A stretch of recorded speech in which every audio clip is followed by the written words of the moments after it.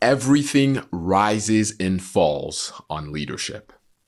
For that reason, individuals continue to look for ways to grow as leaders. Organizations seek to attract and, for some, develop the best leaders. So what's one of the best measures of great leadership?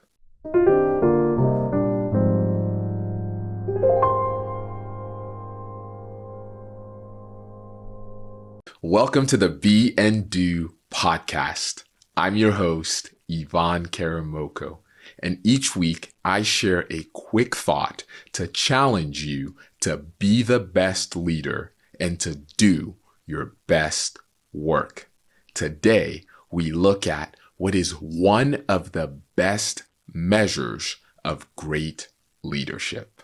A couple of years ago, I was evaluating a business opportunity and got to meet an incredible business leader through that process.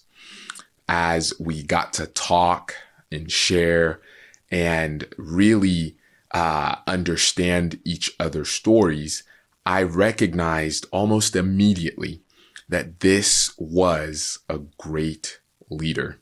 We talked about the business. We talked about his hopes and his goals for the business in this new season. We talked about faith and family. And with each conversation, I could tell that this leader truly cared about the people that he worked with and the mission and vision of his organization. Throughout the process, I got to meet the team that he worked with.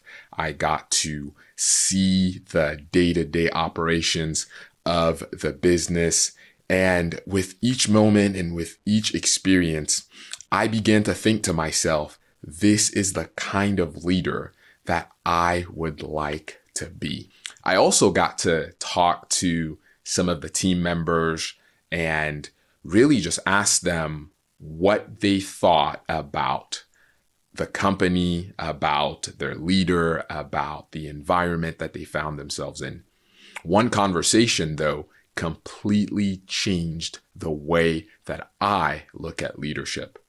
I got to talk to one of the team members, and we'll call her Laura for the sake of sharing this story. And Laura talked to me about her family. She talked to me about her career aspirations, everything that she had done so far, had an incredible resume. And one of the things that she was very excited about was this new season for the organization where she was going to be taking a little bit more onto her plate and was excited about it. I then asked her about her leader. And she said many great things about him, things that you would expect someone to say about their boss or their leader. But she said one thing that completely changed the way that I measure great leadership. She said that she would follow him to the ends of the earth. And I thought to myself, to the ends of the earth? And actually ended up saying that, repeating it to her, letting her know that I was confused that she had used that statement to describe her leader. She then went on and shared different examples and moments where this leader had been in her life professionally and personally, someone that she trusted fully, so much so that she would follow him to the ends of the earth. Just that conversation really made my decision easy because I saw and heard the kind of leader that this man was. He was a great leader, and he was, as Laura said, someone that she would follow to the ends of the earth. Just like you, I've always looked at ways to grow as a leader, become a better leader, listened to podcasts, read books, watched videos to learn what great leaders do, how I can practically become a great leader. And that's probably something that you've continued to do throughout your career. In fact, you're probably listening to this podcast because you're looking to grow as a leader. And my conversation with Laura really highlighted to me the best, or at least one of the best, measures of great leadership. Before we get to that, though, I would love to look at leadership from a broader perspective. In fact, when I say leadership, different thoughts come to your mind. Different thoughts come to my mind. You may think of a person, a leader that you got to serve with. You may think of traits or even characteristics that define leadership. One thing that is clear is that leadership does matter. It's for that reason that people continue to buy the books, listen to the podcast, watch the videos, put into practices the things that will make them great leaders. It's for that reason that organizations seek to attract the best talent. And I believe the best organizations seek to not just attract the best talent, but develop the best talent. It's for that reason that educational institutions continue to develop programs on the topic of leadership. Leadership continues to be a topic of interest for companies, for individuals, for academic institutions, and even still for researchers as they try to develop and find the best characteristics or traits or even ways to define leadership and to help leaders develop into the best leaders that they could possibly be. And I believe all of that happens because what John Maxwell says still remains true to this day. Everything rises and falls on leadership. Everything may rise and fall on it, but what even is leadership? In fact, I'd love to hear your definition of leadership.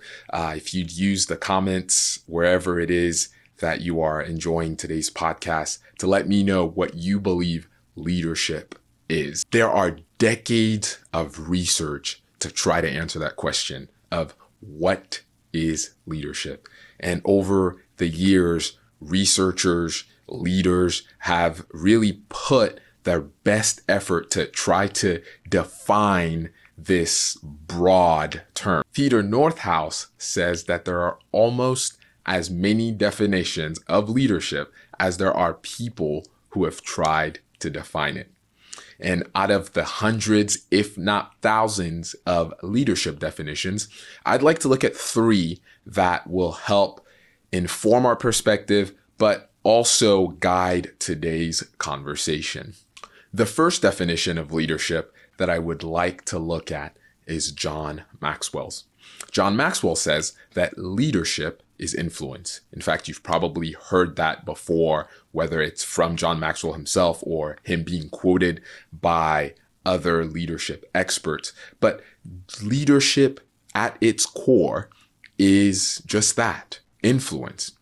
I particularly like this definition because it means that everyone can be a leader and can participate in leadership. No one is excluded. No one is unable to be a leader because we all have some degree of influence, whether it's at work, whether it's at home, whether it is with our peers or friends or coworkers. We all have a level of influence. So first, leadership is influence. The second definition is Peter Drucker's definition. Peter Drucker says that leadership is the lifting of a person's vision to higher heights, the raising of a person's performance to a higher standard, and the building of a person's personality beyond its normal limitations. And I love that definition of leadership by Peter Drucker for two reasons. One, it allows us to see that leadership, however it happens and wherever it happens, begins with the individual. The second is that, yes, it begins with the individual, but before it can ever influence anyone else to reach those same standards, that the leader must first walk leadership out for themselves. Researchers and leadership experts, Kouzes and Posner, define it this way. They see leadership, or they define leadership, as the art of mobilizing others to want to struggle for shared aspirations. And I love that definition of leadership because it shows us that it begins with the individual, but it also must involve others at some point. And I love this part of the definition that they share when they say that it's mobilizing others to want to struggle for shared aspirations.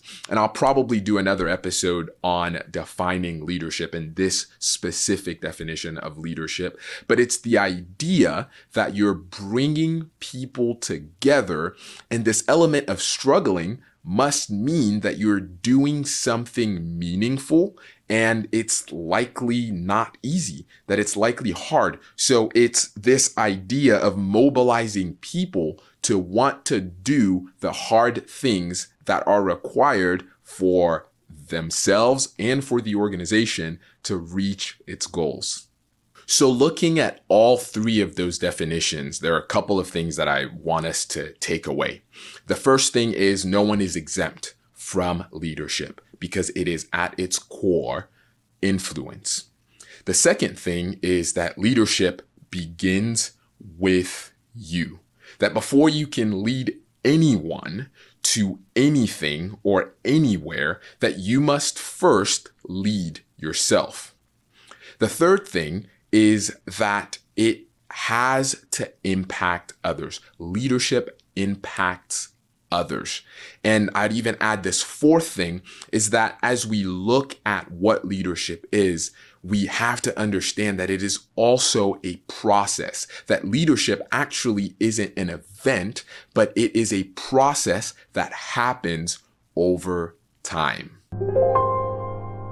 So now that we've looked at leadership from this broader perspective, let's go back to the question of the day.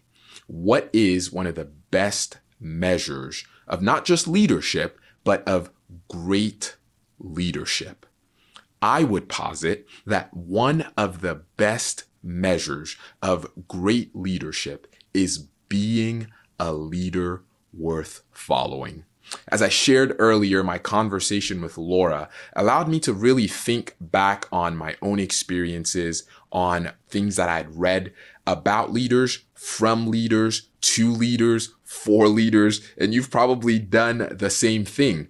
But I truly believe that what it boils down to for you as a leader, for me as a leader, is are we the kind of leaders that people would follow to the ends of the earth, as Laura said about her leader? Are you a leader worth following? Because great leaders are leaders worth following. With that in mind, I have two questions for you. Would you follow you? I know it's a hard question to have to answer about yourself, but are you the kind of leader that you would like to follow?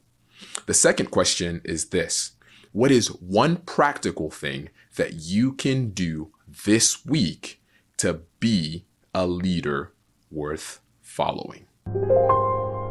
Thank you so much for tuning in to this episode of the Be and Do podcast. I would love to know your thoughts, to hear your questions about today's episode. And if you enjoyed today's episode, please consider sharing it with a friend or with a colleague. If you do have a question, I would love to answer it. And so we have a section on the Be and Do website that allows you to do that. We'll post it wherever this podcast is posted as well. So be sure to use that as well. Thank you for tuning in. Until next time, be the best leader. Do your best work.